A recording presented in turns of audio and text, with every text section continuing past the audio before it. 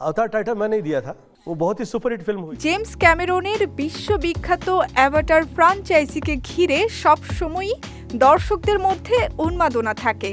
সম্প্রতি সামাজিক যোগাযোগ মাধ্যমে ভাইরাল হওয়া এক ভিডিও ভক্তদের চমকে দিয়েছে। ভিডিওতে দেখা যাচ্ছে নীল রঙে ঢাকা শরীরে লম্বা চুল সহ ক্যামেরার সামনে দাঁড়িয়ে আছেন বলিউডের হিরো নাম্বার 1 গোবিন্দ। ভিডিওটি দেখে অনেক ভক্ত ভাবতে শুরু করেছেন, তবে কি সত্যি গোবিন্দ জেমস ক্যামেরনের অ্যাভাটার ফায়ার অ্যান্ড অ্যাশে অভিনয় করেছেন? জানা গেছে ভাইরাল হওয়া ভিডিওটি কৃত্রিম বুদ্ধিমত্তা AI ব্যবহার করে তৈরি করা হয়েছে। বাস্তবের সঙ্গে এর কোনো সম্পর্ক নেই এবং গোবিন্দর এই ছবিতে অভিনয়ের খবরও শুধুই গুজব।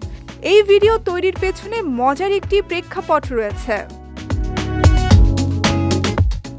2019 সালে একটি টেলিভিশন সাক্ষাৎকারে গোবিন্দ জানান, 2009 সালে মুক্তিপ্রাপ্ত প্রথম অ্যাভাটার ছবিতে তার অভিনয়ের প্রস্তাব দেওয়া হয়েছিল। জেমস ক্যামেরন নিজেই তাকে সেই প্রস্তাব দিয়েছিলেন, তবে দীর্ঘ সময় মেকআপে থাকার প্রয়োজন এবং সময়ের অভাবের কারণে তিনি সেই প্রস্তাবটি ফিরিয়ে দিয়েছিলেন।